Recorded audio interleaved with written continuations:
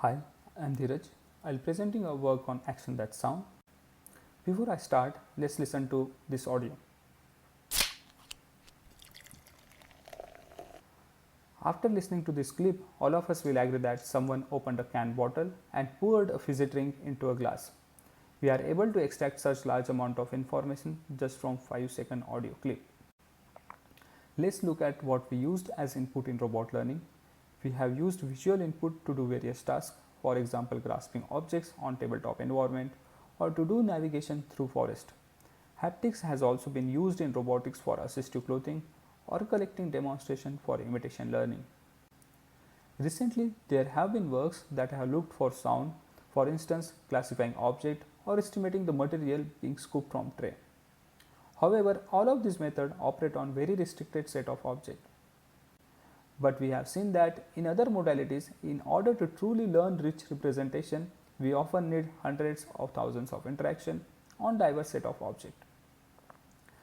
To this end, we present a tilt bot, a robot which applies random tilt on objects such that they hit and generate sound.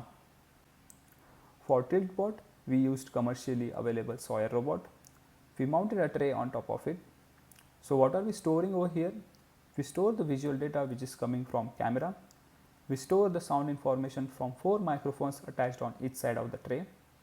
And then finally we store all the tilt information based on the robot's actuator.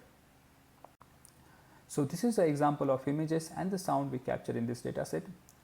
Using the tilt bot, we have not collected 10, 100 but 15,000 interactions on 60 diverse set of objects, out of which 30 are from YCB objects. All of this data will be made publicly available. Now we have a data set.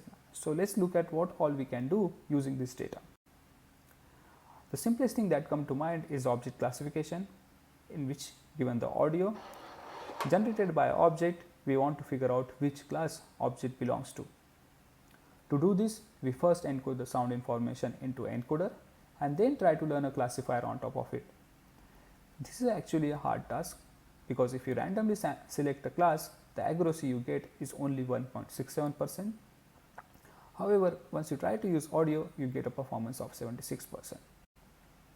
So now we have talked about how sound gives information about what is in the scene.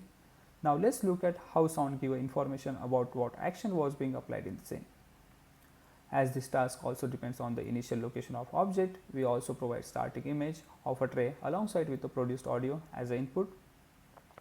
We have used MSE error as a metric to measure the performance. With a random network, we get a performance of 0.4. A network trained with initial and final image gives a performance of 0.043. And the network trained with audio and the initial image gives a performance of 0.008. So audio just significantly improves the performance because object can reach the final state in so many ways, like it can hit left and then reach bottom. Because sound is a high frequency information, it captures the nuances of action. You could also extract this information from vision itself if you have high frequency visual recording of a scene. But that is often way too expensive to record and compute. Till now, we have shown that from sound, we can extract information from what object is being interacted with and how the object is being interacted with. Can we actually learn a condensed representation of object using this information? Because once you have this representation, you can use it to do downstream tasks. So how do we learn a representation? Since we know that audio can do classification and inverse modeling, we'll just do a joint learning of both to learn a representation. Now let's look at what you can do with this learned representation.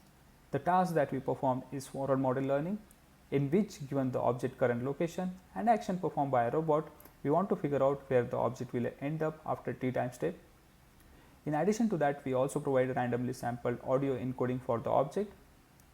In this, we use L1 error to measure the performance. A network trained with a visual encoding gives a performance of 0.256 and the network trained with audio encoding gives a performance of 0.193. This clearly shows that physics for an object is better captured in audio encoding rather than visual encoding. All of our data and code is publicly available. I will be happy to chat during poster session. Thanks.